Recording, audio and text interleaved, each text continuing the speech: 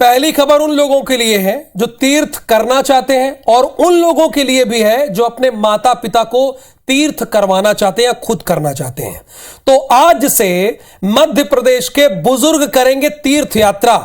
प्रदेश के 17 जिलों से यह तीर्थ दर्शन ट्रेन रवाना होगी। 5000 बुजुर्गों को तीर्थ यात्रा करवाएगी मध्य प्रदेश की सरकार। तीर्थ दर्शन ट्रेन 11 अक्टूबर को वापस लौटेगी। एक साल में 1,40,000 बुजुर्गों को तीर्थ दर्शन कराने का मुख्यमंत्री ने टारगेट लिया है। 17 तीर्थ दर्शन ट्रेन कामाख्या, रामेश्वरम, अयोध्या रवाना होगी। वाराणसी, तिरुपति और पुरी भी जाएगी। यानी आपको 4 धाम में से 2 धाम लेकर जाएंगे, रामेश्वरम और पुरी, और इसके साथ कई तीर्थ लेकर जाएंगे, जैसे कि कामाख्या भी आपको लेकर जाएंगे, आपको अयोध्या भी लेकर जाएंगे और इसके साथ तिरुपति भी आपको लेकर जाएंगे और काशी विश्वनाथ यानी वाराणसी भी लेकर जाएंगे। और ये सब कुछ मध्य प्रदेश सरकार करेगी। आपको आवेदन करना है और आवेदन के बाद आपका चयन होगा। चूंकि अब तो प्रक्रिया हो गई, आज से ट्रेनें रवाना होंगी। तीर्थ दर्शन ट्रेन 11 अक्टूबर को वापस लौटेगी, यानी जिस दिन महाकाल लोक का लोकार्पण करना है देश के प्रधानमंत्री नरेंद्र मोदी को, उसी दिन वापस लौटेगी। तो ये बड़ी ब्रेकिंग न्यूज है। आज से एमपी के बुजुर्ग तीर्थ यात्रा करेंगे और ये भी बड़ी बात है कि मध्य प्रदेश सरकार सभी के साथ उन बुजुर्गों की भी चिंता करती है, फिक्र करती है जिन्हें तीर्थ दर्शन पर भेजना चाहिए। और टारगेट जो मध्य प्रदेश सरकार ने रखा है वो 1 लाख का है। 1 लाख का टारगेट है।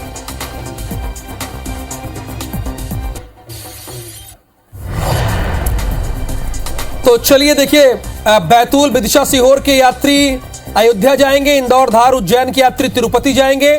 ये हम बताते जा रहे हैं। मंडला, बालाघाट, जबलपुर, डिंडौरी की यात्रा पूरी जाएगी।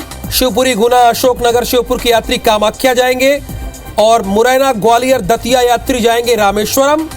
और इसी के साथ बैतूल, विदिशा, सीहोर के यात्री अयोध्या जाएंगे, वाराणसी भी जाएंगे। इंदौर, धार, उज्जैन के यात्री तिरुपति जाएंगे। मंडला, बालाघाट, जबलपुर, डिंडौरी की यात्रा पुरी, यानी पुरी हमारा 4 धाम में से एक धाम है। देखिए, ध्यान दीजिएगा, गुड मॉर्निंग मध्य प्रदेश का मकसद यही है कि पूरी खबर देना। देखिए, ऊपर विजुअल्स चल रहे हैं, नीचे हम बता रहे हैं टॉप 5। देखिए कहां के यात्री कहां जाएंगे। ये है IBC 24 की खासियत।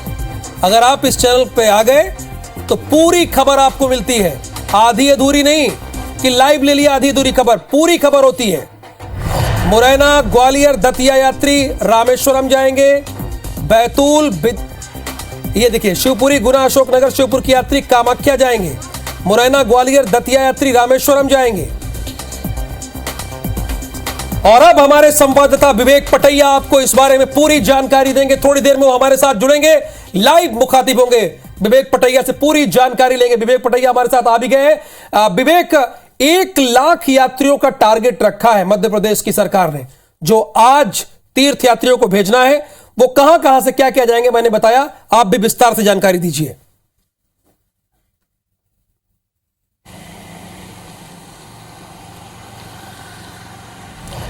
मध्य प्रदेश सरकार की सबसे लोकप्रिय योजना है तीर्थ दर्शन योजना और इस योजना की शुरुआत मध्य प्रदेश के मुख्यमंत्री शिवराज सिंह चौहान ने 2018 के चुनाव के पहले की थी। और इस योजना के जरिए मुख्यमंत्री शिवराज सिंह चौहान ने 2 विधानसभा चुनाव में जीत हासिल की थी। और इसके बाद इस योजना की लोकप्रियता इतनी बढ़ी कि देश के कई राज्यों में इस योजना को लागू किया गया, मध्य प्रदेश की इस योजना को। और इसलिए अब फिर चुनावी साल है, 2023 में चुनावी तैयारियां शुरू हो गई है और 2023 के विधानसभा चुनाव को लेकर अभी से सरकार एक्टिव हो गई है। और इसलिए सरकार ने लक्ष्य रखा है कि एक साल में 1,40,000 से अधिक यात्रियों को तीर्थ दर्शन कराया जाएगा तीर्थ दर्शन की यात्रा कराकर मुख्यमंत्री शिवराज सिंह चौहान श्रवण कुमार की भूमिका में दिखाई देंगे। और इसलिए आज जो है बड़ी संख्या में यात्री जो है तीर्थ दर्शन ट्रेनों के जरिए तीर्थ यात्रा के लिए निकलेंगे। करीब 5000 से अधिक यात्री 17 ट्रेनों से तीर्थ दर्शन यात्रा के लिए प्रदेश से निकलेंगे, जो देश के अलग अलग तीर्थ स्थानों पर जाएंगे और वहां पर तीर्थ यात्रा करके जो है 11 अक्टूबर को वापस लौटेंगे। पूरी व्यवस्था जो है सरकार की तरफ से होगी। तीर्थ दर्शन ट्रेन के अंदर वॉलंटियर तैनात किए जाएंगे। खाने पीने से लेकर उनके वहां घूमने तक की पूरी व्यवस्था सरकार के द्वारा की जाएगी। तो ये एक बड़ी महत्वाकांक्षी योजना जो सरकार के द्वारा संचालित की जा रही है। अब इसमें जो है तेजी आ गई है। अब चुनावी साल में लगातार जो है ट्रेनें चलेगी, जिसकी शुरुआत आज 17 ट्रेनों को एक साथ अलग अलग स्थानों से रवाना करके हो रही है। तो अलग अलग जिलों के यात्रियों के लिए अलग अलग जो है आज से आपको सवार हो जाना है ट्रेन पर। विवेक हमारे यहाँ फरफर मौला रिपोर्टर है, इसलिए बने रहिएगा। एक और ब्रेकिंग न्यूज है, भोपाल से खबर है। बीजेपी का 3 दिवसीय प्रशिक्षण शिविर कल से मांडू में शुरू होगा। प्रशिक्षण शिविर यानी ट्रेनिंग होगी भारतीय जनता पार्टी के कार्यकर्ताओं के। कल से मांडू में शुरू होगा ये प्रशिक्षण शिविर। बीजेपी का 3 दिवसीय प्रशिक्षण शिविर है। धार जिले में ट्रेनिंग शुरू होगी, मांडू में शुरू होगा प्रशिक्षण शिविर। प्रधानमंत्री मोदी और शाह के दौरे से पहले बीजेपी का प्रशिक्षण शिविर है। विवेक हमारे साथ एक बार फिर से जुड़े हुए। विवेक, ये जो भारतीय जनता पार्टी का ट्रेनिंग कैंप लग रहा है, इसमें किस लेवल के कार्यकर्ता आएंगे? क्या बूथ लेवल तक के कार्यकर्ता आ रहे हैं? सब कुछ बताइए हमारे दर्शकों को आप।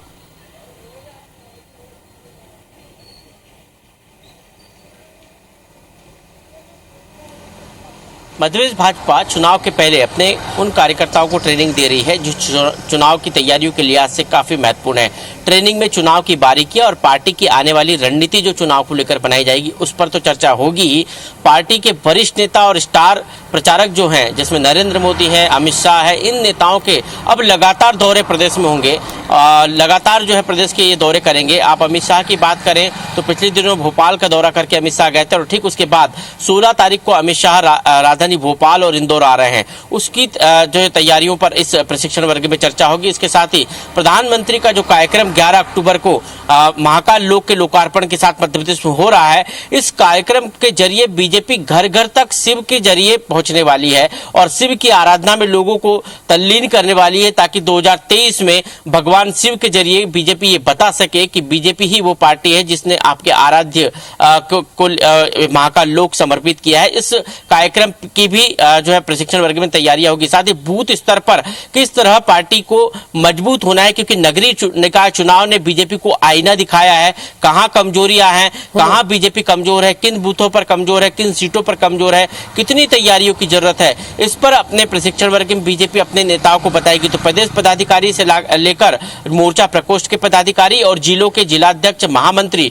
वो तमाम लोग इस प्रशिक्षण वर्ग में होंगे, जिनको जिलों में जाकर अपनी इस प्रशिक्षण वर्ग की बारीकियों को अन्य जो बूथ और मंडल के कार्यकर्ता है उनके तक पहुंचाना पड़ेगा। और इसलिए ये प्रशिक्षण जो मांडू जो मध्य प्रदेश का एक पर्यटन केंद्र है, जहां पर बड़ी संख्या में सैलानी आते हैं, वहां बीजेपी के तमाम नेता 3 दिन तक मंथन करेंगे प्रशिक्षण के जरिए और आने वाले समय के चुनावी रणनीतियों पर चर्चा करेंगे। बहुत शुक्रिया, थैंक यू सो मच इस पूरी जानकारी के लिए आपका। आगे बढ़ेंगे, ग्वालियर अपने दर्शकों को लिए चलेंगे। ग्वालियर में लंपी वायरस का असर जारी है। 24 घंटे में अंचल में लंपी से 79 गाय संक्रमित हो गई हैं। ग्वालियर जिले में मिली हैं 11 गाय संक्रमित। अंचल में अब तक 2720 गोवंश लंपी वायरस की चपेट में है। जो गोपालक है उनके लिए ये खबर नहीं है, सिर्फ उनके लिए ये खबर नहीं है, ये खबर उनके लिए है, उनके लिए भी है जो गाय के दूध का इस्तेमाल करते हैं। और हम सब की जिम्मेदारी है। 26 गायों की लंपी वायरस से मौत हो गई है। नासिर गौरी इस वक्त हमारे साथ जुड़े हुए हैं। नासिर, लगातार कोशिश तो हो रही है कि लंपी वायरस से निपटा जाए, वैक्सीनेशन हो रहा है, फिर भी बार बार मामले सामने आ रहे हैं, कहीं कमी?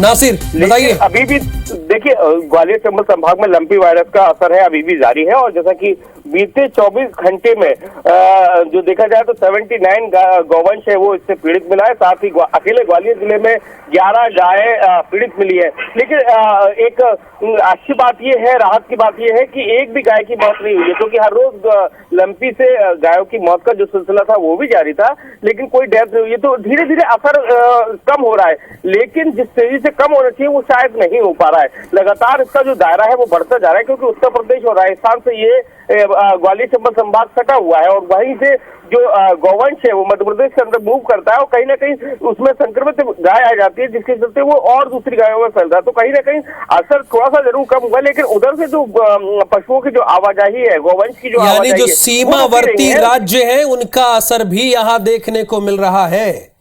कार्य जोरों पर है, लेकिन थोड़ी लापरवाही है। बहुत बहुत शुक्रिया आपका इस पूरी जानकारी के लिए नासिर गौरी। तो भोपाल के मौलाना आजाद राष्ट्रीय प्रौद्योगिकी संस्थान में टाइगर मूवमेंट जारी है। मंगलवार रात को टाइगर ने 8 नंबर हॉस्टल के पास एक गाय को अपना शिकार बनाया, जिसकी पुष्टि वन विभाग ने अपने पत्र में कर दी है। हालांकि वो ट्रैप कैमरों में नहीं दिखा है। टाइगर के मूवमेंट से मैनिट के विद्यार्थी दहशत में है, वो अपने हॉस्टल में ही कैद होकर रह रहे हैं। इधर किसी के भी कैंपस में पैदल घूमने पर रोक लगी हुई है।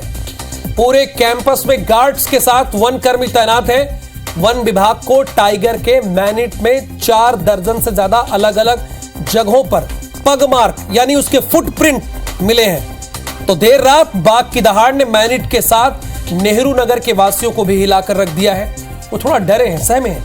बाघ ने 3 दिन के भीतर 3 गायों पर अटैक किया, अपना शिकार बनाया। शिकार के बाद टाइगर फिर उसे खाने आता है, इसलिए वन विभाग ने यहां पर पिंजरा और ट्रैप कैमरे लगाए हैं। सावधानी बरतनी चाहिए आप सभी को।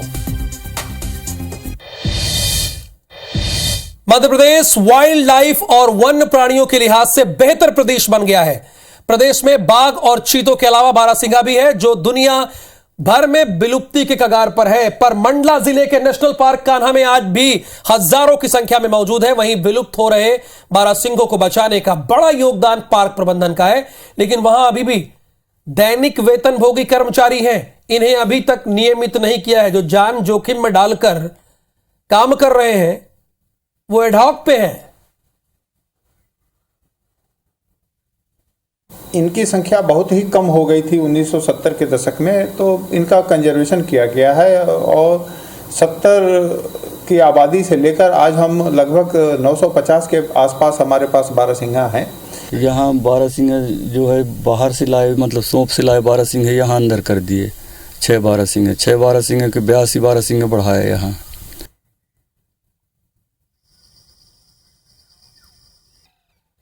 तो एक बड़ी खबर है, सागर में अग्निवीर सेना भर्ती को लेकर ग्वालियर में अलर्ट है। ग्वालियर रेलवे स्टेशन पर सिक्योरिटी अलर्ट कर दी गई। रेलवे स्टेशन पर आरपीएफ और जीआरपी के 150 से ज्यादा जवान तैनात कर दिए गए हैं। सागर बीना जाने वाली ट्रेनों पर खास निगरानी है। सागर में कल से 20 अक्टूबर तक होगी अग्निवीर सेना भर्ती। भर्ती में ग्वालियर चंबल से 25,000 से ज्यादा युवा ट्रेनों के जरिए सागर पहुंचेंगे। हंगामा, तोड़फोड़, विवाद रोकने के लिए रेलवे स्टेशन पर जवान रहेंगे तैनात। ये आप सोच रहे होंगे ग्वालियर में जवान क्यों तैनात रहेंगे, अग्निवीर की भर्ती है तो? इसलिए चूंकि अग्निवीर भर्ती का विरोध वो लोग कर रहे थे जो अग्निवीर की आयु सीमा से बाहर हैं, तो वो कुछ ना करें, इसलिए सिक्योरिटी बढ़ा दी गई है। रेलवे स्टेशन पर आरपीएफ और जीआरपी के 150 से ज्यादा जवान तैनात हैं।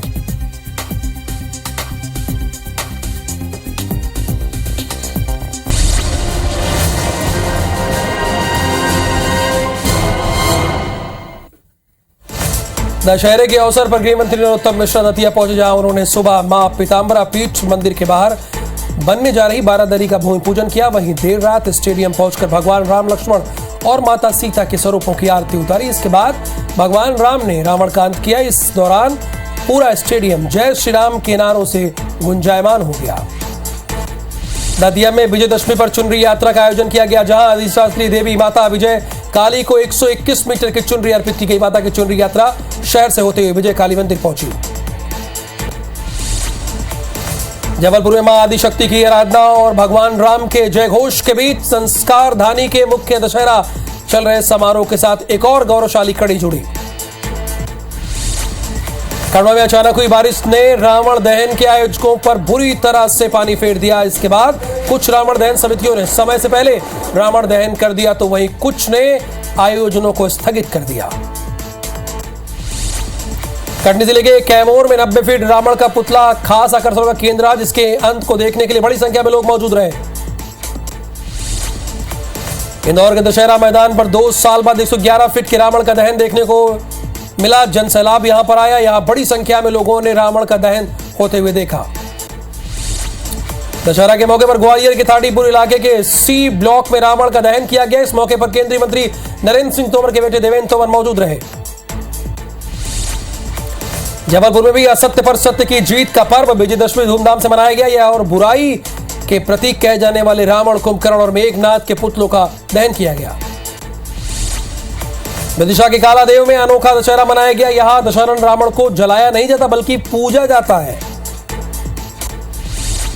सतना जिले में कई सालों से दशहरे के दिन रावण की विधि विधान से पूजा की जाती है, जहां बड़ी संख्या में लोग रावण को अपने कुल देवता मानकर पूजा अर्चना करते हैं। कटनी में दशहरे के अवसर पर बरही नगर में रावण दहन किया गया। इस दौरान जब रावण नहीं जला तो नगर परिषद के कर्मी आधे जले रावण को डंडे से पीटते नजर आए। भोपाल के टीटी नगर में रावण दहन के दौरान एक बड़ा हादसा होते तो चल गया। दरअसल बारिश के कारण रावण के पुतले में मिट्टी का तेल डाला गया। इस दौरान अंदर डाले गए पटाखे इधर उधर चले गए। मंडला के महात्मा गांधी स्टेडियम में दशहरे के अवसर पर आज शस्त्र की पूजा की गई। दरअसल करीब 200 खिलाड़ियों ने अपने खेल उपकरण की पूरी श्रद्धा के साथ पूजा अर्चना की। बुरहानपुर में विजयदशमी के मौके पर पुलिस लाइन में शस्त्रों का पूजन किया गया। इस दौरान एसपी एएसपी पत्नियों के साथ हर्ष फायरिंग की। इंदौर में दशहरे पर शस्त्र पूजन के साथ ही सीवरेज लाइन के चैम्बर की पूजा की जाती है। इस बार भी सभी सफाई कर्मियों ने विशेष तौर पर चैम्बर के ढक्कन की पूजा की।